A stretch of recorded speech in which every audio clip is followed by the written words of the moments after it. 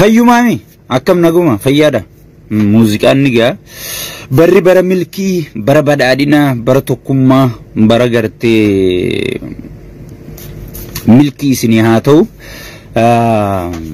leencicha kiyya jaal Mustafa irra deebuudhaan wa alaykum salaam sinjee bara haaraya baga rabbiin ittiin isin gahe barri haarayni kun bara gartee tajaarsan qabne jaarsa arkattu jaarsa qoma qabu qasammuu qabu khiisha waa qabu ha gartee afaanii waa qabu sigale jaarsi khiisha duwwaa qoma qabu waan qabu sigale hunda qabu rabbi isin haa kennu akkasumatti gaalaal tana mashaan dandaarraa geessu dalaasi isinis dhiirti dhalaa qofaa miti dhiirtinis gartee tana mashaan dandaarraa geessu ta ol baatee nama bira teessu ta dabbaachi si bira feessu sigale ta ifiin ifissi qabdu ta sa'aa 12 si cufattu bariisa hanga subii azaananitti hulaa sirraan ban rabbi isinitti haa kennuun jaa sigale so maaliif jennaan wal tolchan beekta jaarsa khayrii qabu sigale jaarsa akka ijoollee ammaan tana buqqeen matarran teenyee miti jaarsa gartee yaa urgooftuuti way bireedduuti jeefissi qaqqabee si dhungatee si kabajee sigale kanuma akka qodaa bishaaniituma qodaa bishaanii kana baramma bishaan kana hubbiin akka keeysaa dhuge firraayin ichi darbaami kanuma si fayyadamee akka qodaa bishaanitti ichi sin darbin hoggi wal gammachiiftaniif si qabee urgooftuu koo bareedduu koo dammatoo kana laal ni jiraami jaalala hilwa kana khasii kennu sigale jaarsa hariifa jaarsa gowwa akkuma dalagarraa dhufetti kan bobaan isaa ajaawitu kan qaamni isaa ajaawu kan hafuurri isaatu bira taa'uu hin dandeenye intol meeqootu jeetuma si ceehuu miti gartee jaarsa iqati sadaaje bireedduuti hilwaati sinan haza shukuma nijira gaalaal afaan oromooti beef waa hedduu waan inaasoo hin jira sigale jaarsa akkasii khayri rabbi isin haa kennu shamarran keenya jaarsa akkasii isinis warri dhiiraa isinin irraanfanne warri dhiiraa bireeddu tolfatte mudhiin isiitu laal number 8 hoggi isin akka mana kana keessa deemtu laal alam jadabbaan isii kun sigale takkasii ha hoggi isin ichi asilaaltu sigale hay namaa jannata keessaa nalaalamoo ilmuma namaa addunyaarraa nalaala jettee tanati gartee if shakkitu so jaarti kasii rabbi si haa kennu oromoon silaawu shamara fokkattuun qabdu shamarri oromoo hundinuu bebbereedaadha humaatii miti jaarsa khiishaa waa qabummaa sigale yoo bireedina qabaatee waan qabaan rakkoodha beeta so saniifu jaarsa khayrii qabu ilmaan khayrii qabu ilmaan diinidduu isin haa kennu bara hattuun itti dhabamtu bara gantuun itti dhabamtu bara gartee haynitti bakka qabatu bara gartee dhugaan itti lelliftu bara gartee khaduraan 2021 illee kijibaa bahe dhugaatti dubbatu sigale khagartee bara kana bara gartee hannaaf hin karoorfatin hannaa karoorfatillee baratti saaxilamee itti qaanee itti salphatu rabbiin waa godhu bara haaraya khayriidhaan baga rabbi waliin nu fideen isiniin jaa eegaan bara haaraya irraa hangana jee booda maaliif keessattuu shamarri oromoo jaalalani beeyti dhalaa dhiira kanaatu jaalalan beeyne sigale rakkoo dhiira tana bira jirti beeyta tanaafin qaqqabee waan dhiiraa tana du'aa godhe beeyta shamarri jaalala akka ajaa'iba beeyti shamarri oromoo astoofrullaa hin jila jaalala keessa kutteeti astoofrullaa si jechisiifti so dhiira tanaatu jaalalan beeyne hoggi intalti si jaaladhe jetteen ganaa inni hidhii sugusaddee godhe nyaara hanqudha godhe funyaan tutulaa godhe funyaan isaa kakooddaa bishaanii fakkaatu kan akkana godhaatti boona sigale hoggi micoon jaalala garsiifte faateen tiyya hoggi garte koottume yaa bareedaa kiyya maammee kiyya maarree kiyya jettee hoggi isiin jaalala dhugaa san garsiifte inni ka'e bakka addunyaan guutuu wooma akka intala sanitti isa jaalattu seeya sigale so saniifu tas jaalattu takkittuma si bareedaa kiyya siin jettu sani sanuma jabeeffadhu so barri baraa dhugaa walitti himan waan ta'eef dhugaa isinitti hime shamarran keenya hedduu bakka jaalalaa tanatti rakkoon qabani rakkoon qabani so tanaafin gaqqabee dhiira tanatti hime beeta gaqqabee dhiiratanitti himu tokko tokko shamarran keessaa jallattuun nama jirti sunnitti akka harree gaarreeti beekta maatii miti sun ni sirrooyti gaalli hiriira duraa laallata yaaniin warra isii duraa laallatteetuma sirrooyti sun humaatii miti so eegaan hangana du'aa godhe booda barri barra hattuun itti dhabamtu eega ta'ee booda amma gara sagantaa kiyyaatiin deemaa jechuudha isin maal gootan invite share gootaniiti so waliin geessanii jechuudha sagalee tiyyatana fuutaniiti iddoo tana akkuma beekamu badhaadhinni yeroo kamiyyuu sigale badhaadhinni ummata fi caalaa saba fi caalaa hooggansaa fi gartee garaa ifiin duursuu jechuudha eenyu faayidaa naa qaba eenyu na fayyada eenyu kiyya xiisha kiyya guutaa ozoon ilaalle eenyurraa ummanni kiyya fayyadama eenyutu ummata kiyya fayyada eenyutu ummata kiyya tarkaanfachiisa karaa kamtu ummata kiyya gartee galma badhaadhinaa san galma dhugaa akka maqaan keenya badhaadhinatti ummata keenya wajji badhaadhina godha jechuu irratti iddoo tana hoogganoota keenya qeequun isaanii ni yaadatama jechuu duraan dursuudhaan wanni beekamuu qabu hoogganaan kiyya pirezidaantiin kiyya Shimallis Abdiisaati nuti tokko nuti badhaadhina nu cuftinu wal qeequun yaada adda addaa qabaachuun garaagarummaa uumuu takkallee hin jiru jechuu girroon akkamitti badhaadhinni adda bahee bakka lamatti adda bahee maal ta'e no nuti nuun adda bahee hin jirtu nuti hundinuu tokko nuti hundinuu badhaadhina sigale wal qeeqannee jechuu so qeeqinsi eegalame kun sigale qeeqinsi eegalame kun maal fidee dhufe dura dirree dimokiraasii bal'isee jechuu dirree dimokiraasii for first time namni hoogganaa isaa qeeqe namni hoogganaa isaatiin kararra hin jirtu jee namni hoogganaa isaatiin ummata keessaamaa jirte jee namni hoogganaa isaatiin jijjiirama kararraa maysite jee namni hoogganaa isaatiin ummata hataa jirte jee afaan baafateetti hime badhaadhina deeggartoota badhaadhinaatii fi miseensota badhaadhinaatii jechuudha kanarratti dhugumaan paartiin tun paartii dhugaa paartii dhugaaf qabsooytu paartii gandaaf yookaan amantiif yookaan naannoof qabsooytu zoon hin ta'in paartii biyyattiin barbaachiftu ta Afrikaa guutuu bakka buutu ta'uu isii kun ragaa guddaadha jechuudha so kanaan wal qabatee maalitti milkooyne maalitti milkaa'uu dhabne maalin milkaa'uuf yaada qabna jenneeti bakka sadiitti adda baafnee laallaa jechuudha maalitti milkooyne akkuma beekamu namoonni tokko tokko ijoolleen xiqqoo siyaasaan galteetumaaf osoo jirtu xiqqoo ni jiraami hoogganoota kanaaf nu iddoo garaagarummaa jiratti fakkaatte hoogganoota kanatti maxxanuudhaaf hoogganoota kana jala waa butachuuf waa arraabuudhaaf sigale tokkummaa maarree godha tokkummaa kana godha jettu hin jiru takka takka jira jechuudha xiqqoo deebii kennuufiin fedha waan akkasiisanii keessatti marii godha keesson marii godha jechuun humaa rakkoon qabu dhaabuma kana jaalachuu tarii kumaatti itti yaadduu tokkos taa'efa sigale keessatti dadhabamee waggaa tokkoo fi baatii 5 kadhatamanii waltajjii gartee namni itti balleessite tolchite je'ee irra wal galatoonfatu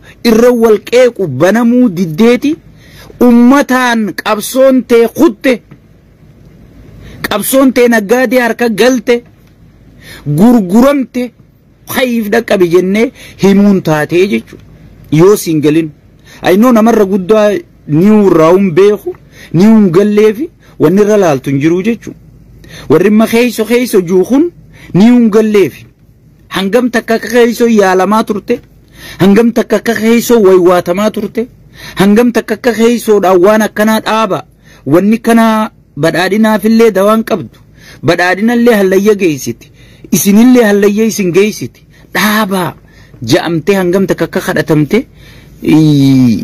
gartee warri keessa beeku ni beekaa jechuudha huun dhugaadha diliin qabu keessoon fixaddaan diliin qabu jechuudha tarii osoo beekuu keessoon fixaddaa jira jechuudha maal kun maal barbaada isaan jalattichi siqeeti xiqqoo waa jala arraabuu barbaada jechuudha.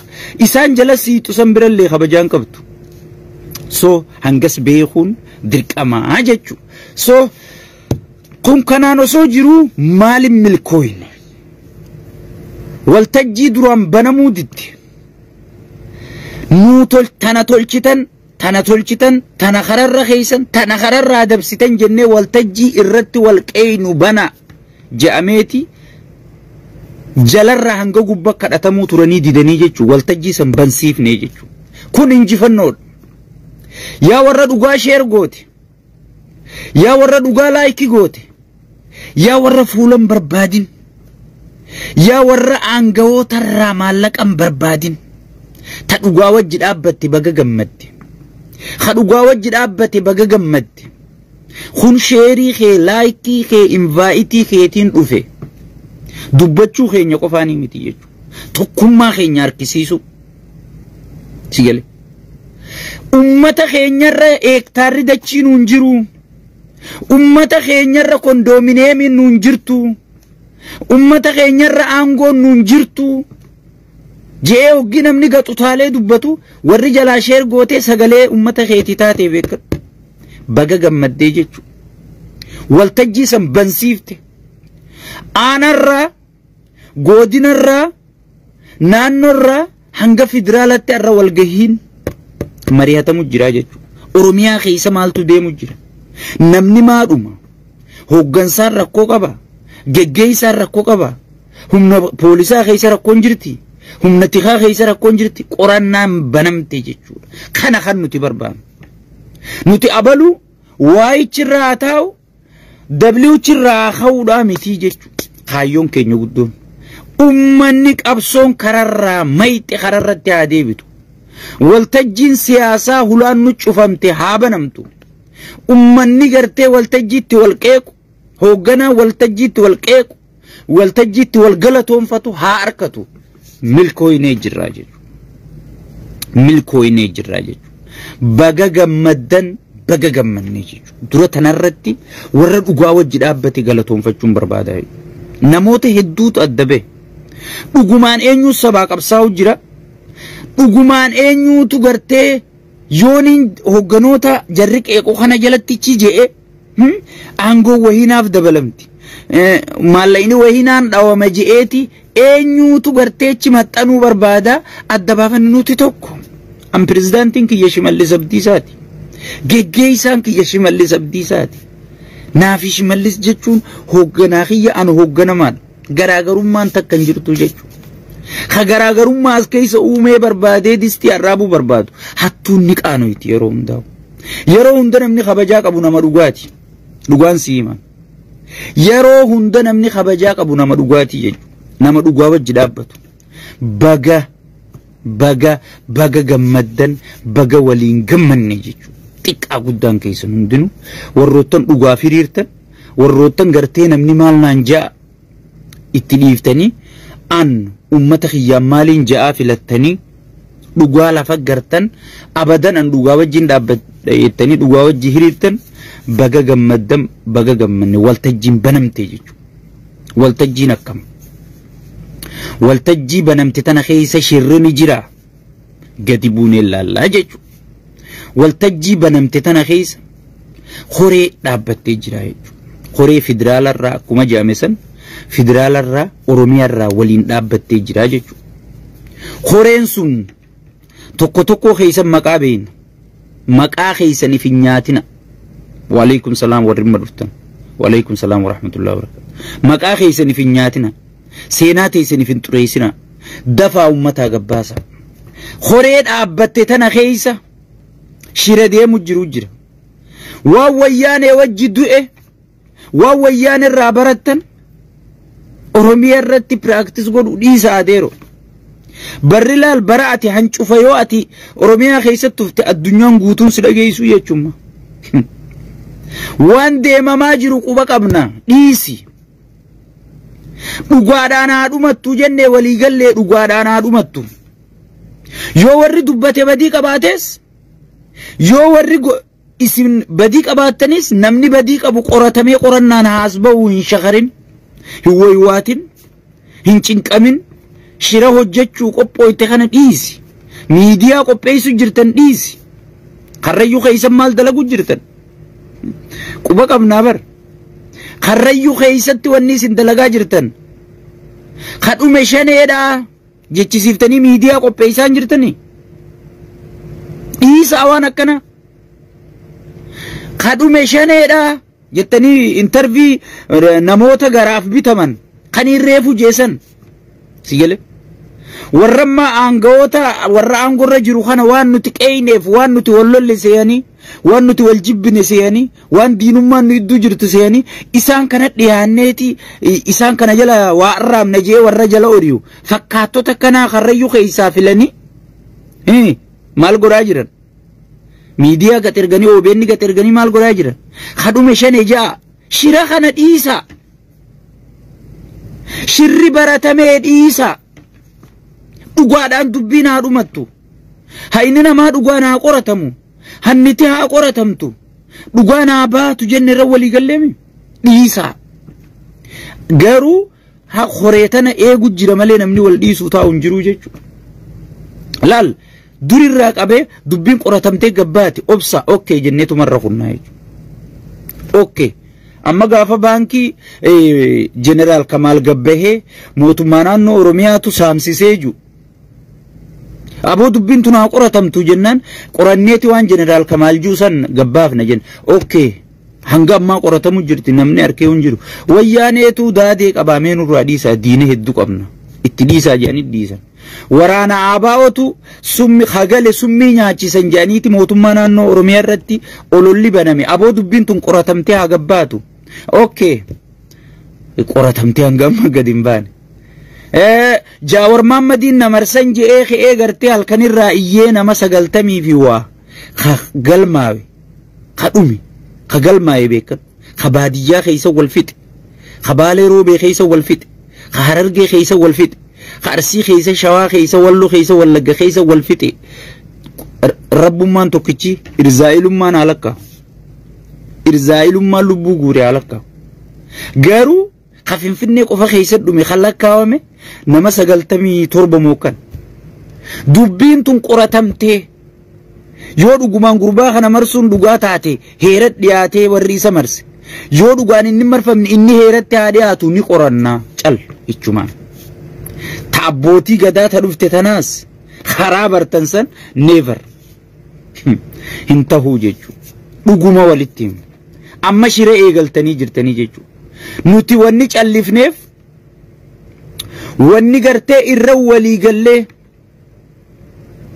erga dhaabni keenyaa fi wanni hundi murteeyse haa qoratamtee ka heera qabu heeraan gaafatamee ka gorsaan irra darbamuu danda'amtu gorsaan irra darbamtee fi sigale haa deemamtu jennee wanni callifneef akka isin yeroo bitattanii warra garaa bitame san qopheeffattanii sigale abbaa gadaa hadu'e sun shaneedha karrayyuu keeysaa nama jechisiisuuf miidiyaa gad ergitanii fi miti jechuudha shira oofaa jirtan karrayyuu irratti oofaa jirtan rabbillee sodaadha namni kiristaana taatees rabbi ni beeyta ka muslima taate akkasiyyuu ka waaqeeffataa taatee waaqa gurraacha sodaadhu sigale dhiiga namaa haa ba'uu dhiisi shira shirtu dhiisi sigale waa takkasiin godhu shirri ka wayyaanee cerbe seene wayyaanee bira kutee ka saba wayyaanee cerbe naqu jiru jechuudha hallayyaa naqu jiru jechuudha shira jechuudha lal hanga nuti jirru ani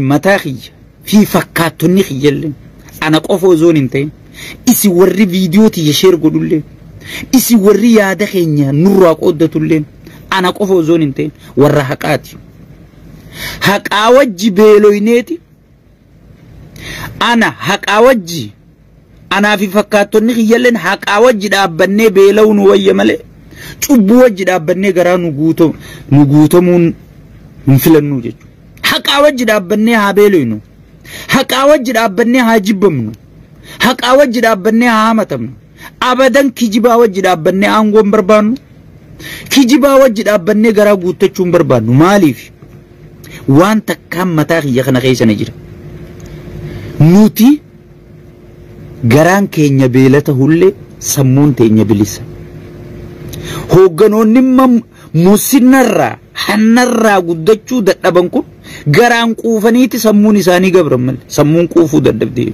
nuti already garaan keenya nu beela sammuun teenya nu bilisa qabadhu kasitti qabadhu ammallee sammuu kee bilisoomsiitti fuufi qabsooti dhiisaa shira amma maal godhaa jiran kharrayyuma keessa abbootii garaa nama garaa bitamu bitaniiti warri dhume sun shaneedha wanni mootummaan godhe sirrii wanni poolisoonni godhe sirrii wanni ajajni gubbarraa gakkenname sirrii jara san fixuun sirriidha jechisiisuuf deemu jiranii jechu anduru ummata kiyyaan ga'e kuno sheer godhi waliin ga'e akkas jechisiisuu deeman shira wayyaanerraa baratte kana dhiisi eega dhugaa qabaatte maaltu si battisiise eega dhugaa bayii miidiyaaf baaftu kana hongee booranaa saniin hin gargaartu hongee baaleetiin hin gargaartu miliyoona meeqa kan kijibarra dhangalaaftu kana ummata karrayyuu beelawaa jiruun hin gargaartu irraa gaafatamtaa jechuudha rabbitti illee nuti wanni gartee callifneef koreen filatamte dambii ittiin bulmaata dhaabaa kan duraan ni cabsitanii gabbaatanii miidiyaa irra dubbattan jettan kanallee kabajuudhaaf zig jennee dhaabbanne eega koreen filamte waltajjiin marii eega baname wanni hundinuu heeraani galmi keenya badhaadhina waan ta'eef dhaabni keenya badhaadhina waan ta'eef ni dhumatti jennee usnee jechuudha. Amma garuu maal eegalan shira wayyaan irraa baratan miidiyaa rabbitti fedhe kana fuudhaniiti karrayyuu keessa geessanii nama maallaqaan bitu jiranii jechuudha. Dhiisaa waan akkanaa. Abbaan gadaa shanummaan qabu anuu ragaan baafe.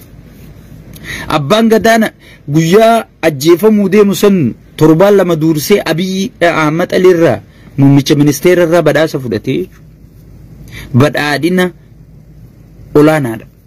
Anuu ragaan baafe. Warri dhume sun shaneedha jechisiisuuf miidiyaa rabbitti fedhe kana gad ergitanii shiree isin gartee maallaqaan dalagu jirtan osoon abaluun jenne akkasuma dhiisaa akkumaan an duuddotti himu jiru kanatti viidiyoo tiyya tana dhageeffadhaati kaansel godhaa waan san akkuma hariifatti laan ni jiraami suutuma jarri fitinaa dhageesseeti ol deebi'aa jaan sigale jarri fitinaa dhageesse qiyaamaan nubbaate ol deebi'aa nuti yeroo hundaloo abukaatto hanga dandeemutti abukaatto ummata keenyaati jechuudha. Ummata keenyaaf dhaabbannaa irraa dhuma haqaa wajji dhaabbadhee fakkaattonni kiyyaa fe'anillee haqaa wajji dhaabbannee beela'uun wayya malee kijibaa wajji dhaabbannee garaan guuttannuu isin hin jedhu sigale dhuma dubbiiti dhiisa tatte aantu waatu eegalame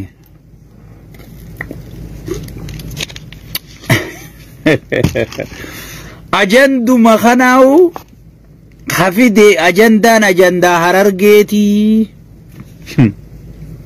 wanni kana jaamuus hin jirtu obboleeyyan kiyya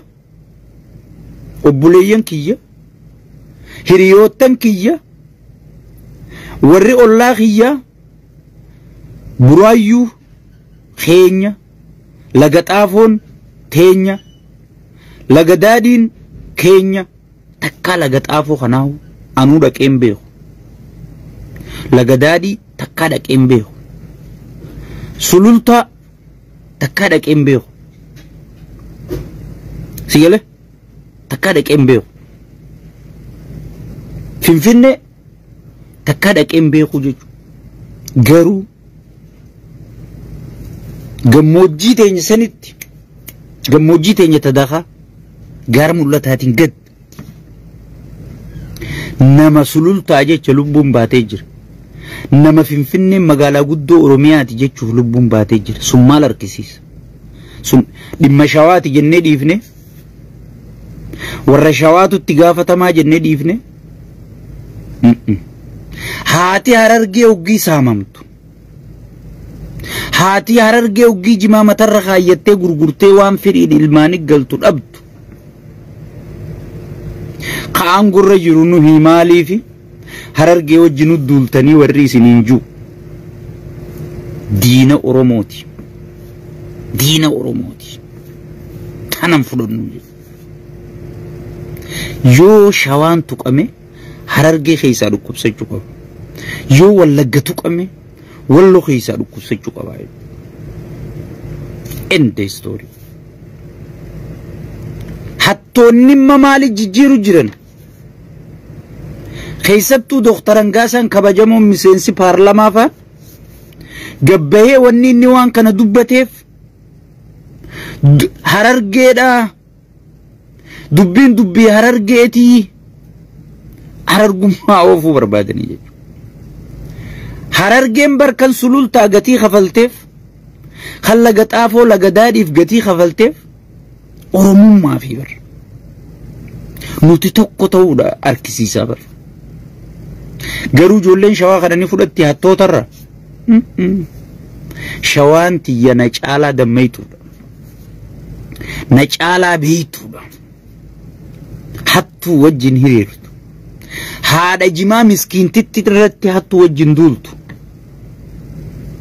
haadha miskiintitti simmintoo gurgurattu irratti hattuu wajjin dhaabbattu Shawaan tiyya tana akkaan du'atiyya beekutti hin beeku maal godhu jiran isaan ajandaan kun ajandaa Harargeetii sigale ajandaan kun ajandaa Harargeeti malee ajandaa keessanii miti nuti kaan gorra jiru isin qaama keessan irra duultanii if dhooytanii jeni Shawaan naa hati jee hattuun gandan qabdu duraan isiniin jenne Shawaan naa hati jee sin filanne Harargeen naa hati jee sin filanne Walloo Wallagga naa hati jee sin filanne Arsiin naa hati jee sin filanne si mataa keetiitutti gaafatama never arrabar ilmaan Shawaatii barka qalamaa jiru shaneen ati ijaarte shanee jechuun tun maali durame tadhumaatiitti hin deebi'a shanee jechuun waan gartee namni hundi hafuuratti baafatu Amaarrinis amma abbaa torbee kanarra guddaa warri keessa beeku Amaaraa siin jedha ijoollee Amaaraatu beeytota Oromoo fixu jira jedhan si gala abbaa torbeeti jeetuma beekaa Oromoo Wallagga keessatti injiinara ganaa argamuu hin dandeenye doktara argamuu hin dandeenye deeggaraa mootummaati jeetuma jallaal Amaarrini beekami Oromoo keessa barate Oromoo keessa guddate Oromoo keessatti as ga'e afaan Oromoo beeka aadaa Oromoo beekami Oromoo tana matarra dhawa jallaan mataa Oromoon qabdu kan Wallaggaa tana keessatti Amaarrinis oggii Oromoo balleessuu barbaade maqaa shanee kana fayyadameeti anaabaa hojii dhufee sijjeessaa jechuudha mootummaa keessaa oggii namni dura dhaabbannaa harkisiise shanee ajjeese yaniituma maqaa shanee kanaan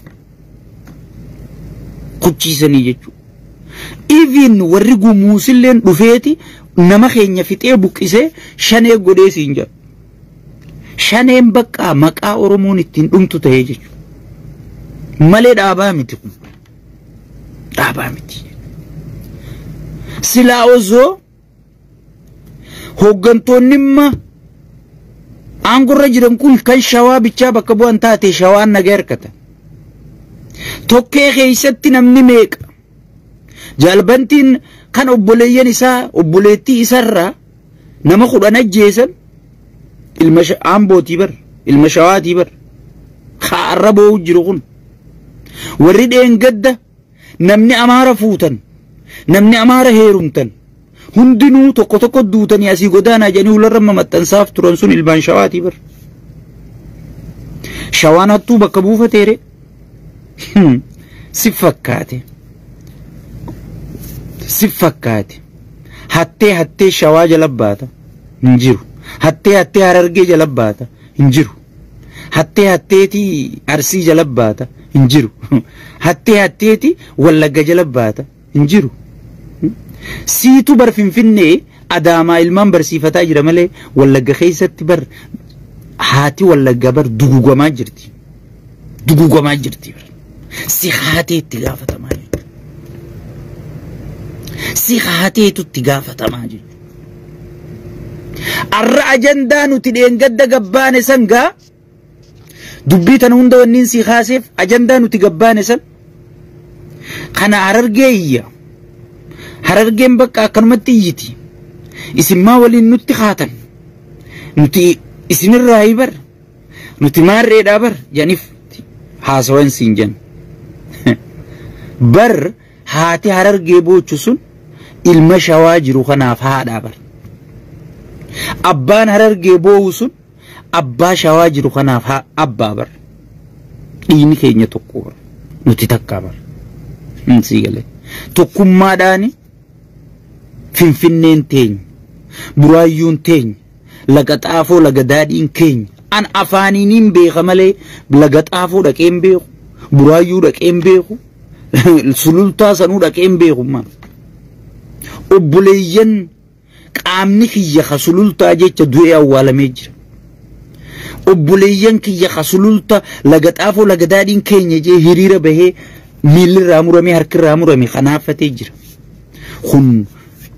Kun gaafas ajandaan ajandaa Shawaati maal godhaa hiriira ba? Akkasii yaa hattu ni milkooyta seete. Ni milkooyta seete. Sigale ni milkooyta seete. Sigale soo saniifu nuti tokkummaa keenya nuti ajandaan laal aangoo qabachuu aangorraa nama kaasuutii miti. Ajandaa keenya clear beekamuu qabaa jechuudha. Nuti abbaan fedhe aangorra taa'e abbaan fedhe dhiise ummata keenyaan saaminaa. Dhaaba badhaadhinaa keessa wanni kanaa qaaniidha. Dhaaba badhaadhinaa keessa hattuun injiinni qulfiin amma maaliif deemuu diddee dubbiin hannaatun badhaadhina keessatti badhaadhinni kun hogguma tolfamuu injiinni isaa qulfiin isaa yoo hannitti keessa jiraatte siin kaatu injiinni isaa akkasitti tolfamee jechuudha. Makiinaan tun amma makiinaa regular gaazii fi dizilii nyaattuu jira jechuudha. Yoo ta regularii sanitti fiddee dizil nayte makiinaan siin kaatu. Badhaadhina jechuun yoo tokkummaa keessaa hayxeetiin fidee gandummaatti naaqa jette siin ka'u injiinni isaa. Sigale yoo gartee misooma keessaa haqeetiin hanna fideetti naqa jee siin ka'u tanaaf injiinni isinii ka'uu didee isin cinqu jiraa jechuudha. So badhaadhinni dura nuti kaayyoon teenya hanna ummata keenya irraa dhaabu badhaadhina ummata keenyaa hanga danda'ametti lafa qabsiisuudha jechuudha. Sigale abbaan fedhe aangorra haa taa'u abbaan fedhe haa dhiisu anka aangorra jiru hoogganaa kiyya ka dhufuu taa'ulleen hoogganaa kiyya. Sigale soo saniifu amma shiratti jirtan kana shira wayyaanota irraa barattan kana dhiisa abaluu gandasanii dhufee abaluu kanaa dhufee duula kan banne duula kan nurraa dhaabaa jenne akka Harargetti miti akka Oromiyaatti ganda hundarra gosa hundarra amantii hundarra kutaa hundarra nama Wallaggaa duula kana keessa jira. Nama Shawaa duula kana keessa jira. Nama Harargee duula kana keessa jira. Nama Walloo duula kana keessa jira. Nama Arsii duula kana keessa jira. Kutaa Oromiyaa guuturraa sigale duulli baname malee sigale Oromoo laal akkuma kabajamoo fi jaalatamuun abbaan haqaa sigale abbaan haqaa Taayyee danda'a dubbatetti Oromoon waan irra wal dhabde hin qabdu waan waliin dhabde malee. Soo saniifuu dhimma hattummaa fuutanii hattanii gandatti nuti keeysanii maanurra duultanii nuti keeysan jara jettu kana bararra shaniin fixaa jirti bara. Abbaan gadaa kaniin ani iyyuuf kun karrayyuu bara. Karrayyuun kun Shawaa bara. Arra dhiiga isaa dhooysuudhaaf tattaafachaa jirtu maal Shawaa gootere yoo dhimmi jimaa dhimma ajandaa harargeete dhimma abbaa gadaa kaniin dubbachuu jiru kun karrayyuu kun eeyse shawaa bar soo saniifu akkuma qaceelfamni kaa'ame sanitti akkuma kabajamoo muumichi keenya qaceelfama kaa'anitti itti gaafatamummaan jiraachuu qabdi.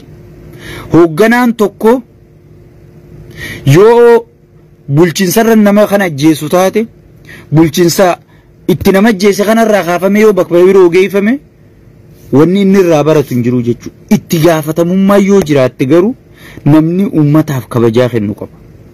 Yeroo hunda nuti numa dubbannu mootummaa sodaatamaa ozoon hin taane mootummaa jaalatamaa. Sigale mootummaa sodaatamaa ozoon hin taane mootummaa jaalatamaa. Sigale san barbaannaa arra gartee hireen Itoophiyaa bulchuu biyya san bulchuu ilma Oromoo harka kuftee memma dhugaa dubbachuudhaaf Affaar akkamitti abbichuu bira dhaabbatte kabajamoo pirezidaantiin naannoo Affaarii obbo Awwal Arbaa Shimallis immoo Awwal Arbaa turra Abiyyi wajji dhaabbatee wayyaanee cabse taraa gad dhufte tan mee iftiin xalaa deebi'aadhaati maaliif kun ta'e silaa halkanii guyyaa bakka waraanaa sarreenjarii uffatee front line laayina durarra dhaabbachuu qabu eenyu pirezidaantii naannoo Oromiyaati bar Awwal Arbaatii miti bar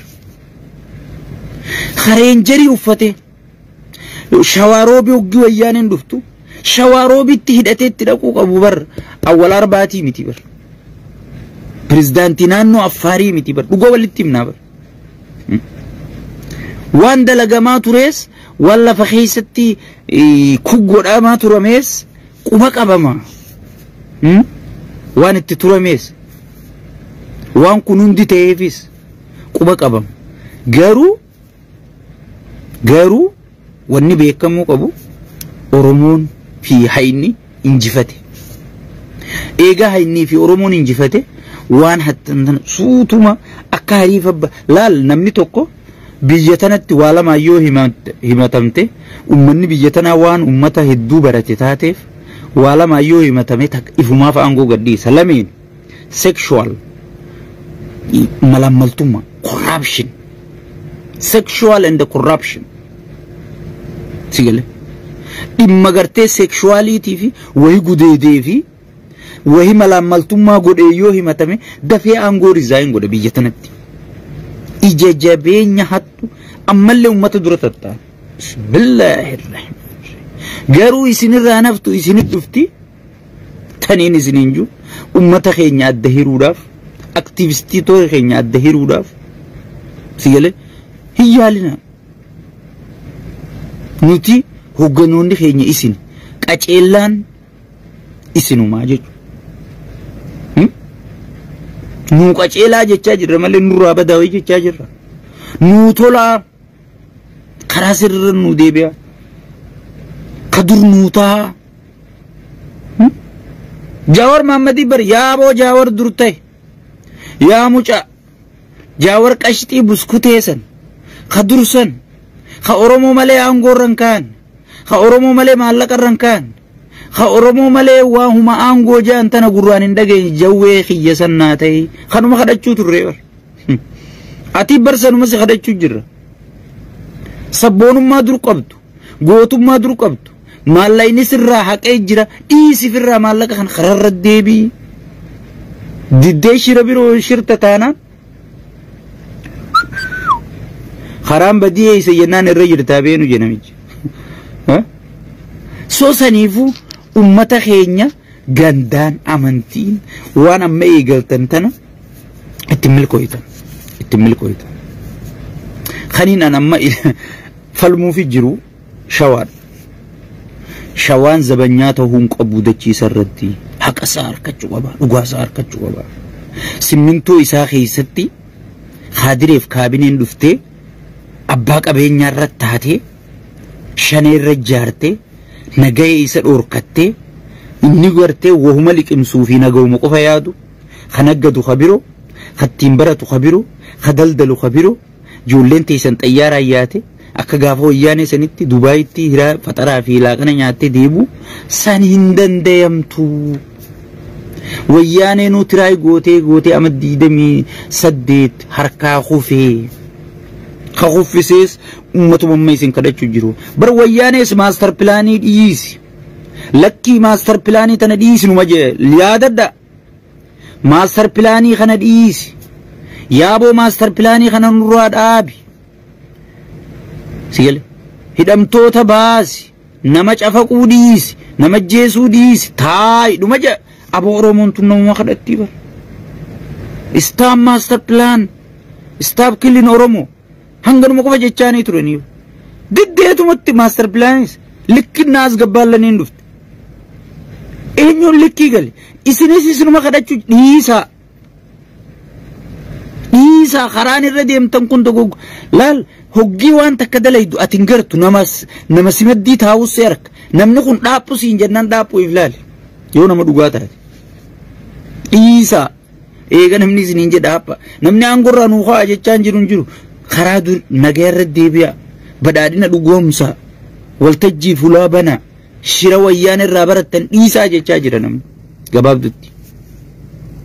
Kun dhiisuu baannaan akka dhiiftan ammas yeroo gabaabaa keessatti taatan sittin fakkaa ani irruma deebi'eetiin dubbadha kursiin irra teessutun irra turte sittin fakkaate ijoollee waraanaa takkatti qaama baaftee si jala oriitutun qawwee gosa addaa qabattee si jala oriitu si wajji turti sittin fakkaatin. Tu wayyaanee wajjiin turre Geetaachoo Asaffaatu reefa isaatii fi awwaala isaatu bakka jiru namni hin beeku. Kan Geetaachoo Asaffaa hoggii jaan ilmoon beerarraa ba'uu turte sun sodaa keessa. Geetaachoon si dhufee yoo jaan ilmoon beerarraa meeqa abbe? Sunuu booddii isaa awwaalli isaa bakka wallaalamee jechuudha. Soo saniifu dhiisaa dhugumaan ummata keenya haa tajaajilu. Tokkummaan badhaadhina haa milkeessinu. Daandiin keenya idaamu paartiin keenya badhaadhina jenne nageetti kana sheer waliif godha waliif daddabarsa akkanuma dhufneeti waan jirurra mari'annaa kun sheekka abbutaatii irra deebuudhaan baga baraaraa geessaniin isin